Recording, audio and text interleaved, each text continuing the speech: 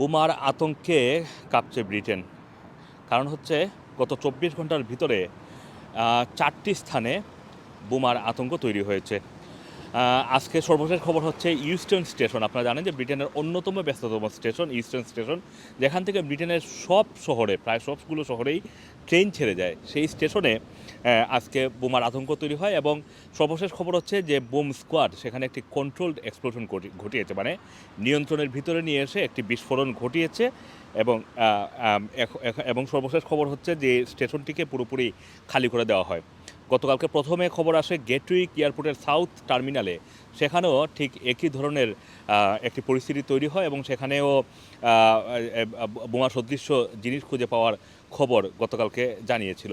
ঠিক একইভাবে গতকালকে ইউএস এমবেসির বাইরে আরেকটি নিয়ন্ত্রিত বিস্ফোরণের খবর আমরা জেনেছি এবং সেখানেও বোমার আতঙ্ক তৈরি হয়। ঠিক গতকালকে বিকালের দিকে চেস্টার, আপনারা জানেন যে ম্যানচেস্টারের চেস্টার, সেখানে একটি ট্রেন স্টেশনে সেখানেও এরকম বোমার আতঙ্ক তৈরি হয় এবং কন্ট্রোলড এক্সপ্লোশনের ঘটনা ঘটে। গত কয়েকদিন ধরেই মানে গত ২৪ ঘন্টা বিশেষ করে এই ৪টি স্থানে বোমা পাওয়া এবং বোমা যে নিয়ন্ত্রিত বিস্ফোরণ ঘটানোর ফলে এক ধরনের আতঙ্ক তৈরি হচ্ছে।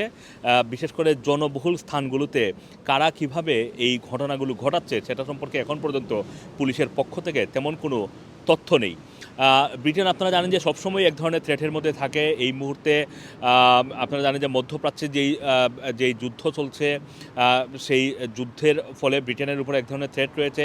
রাশিয়ার বিরুদ্ধে ব্রিটেনের যে অবস্থা, সেই অবস্থানের কারণে ব্রিটেনের উপরে থ্রেট রয়েছে। সব কিছু মিলিয়ে এই ঘটনার পিছনে কারা মানে জড়িত রয়েছে সেটা এখন পর্যন্ত পুলিশের পক্ষ থেকে বলা হয়নি। তবে এবং কী ধরনের বোমা সদৃশ্য বিষয় তারা মানে বস্তু খুঁজে পাচ্ছে এবং সেটাকে বিস্ফোরণ ঘটাচ্ছে সেটাও কিন্তু বলেনি। মানে যদি পুলিশ যদি বোমা সদৃশ্য বস্তুগুলো উদ্ধার না করে নিয়ন্ত্রিত বিস্ফোরণ না ঘটাতো, তাহলে সেই বিস্ফোরণে কেমন ক্ষয়ক্ষতি হতো সেই বিষয়ে এখন পর্যন্ত তেমন কোনো বিস্তারিত তথ্য আসেনি। তবে ২৪ ঘন্টার ভিতরে ব্রিটেনের ৪টি স্থানে, একটি ব্যস্ততম এয়ারপোর্ট, ২টি স্টেশন এবং একটি গুরুত্বপূর্ণ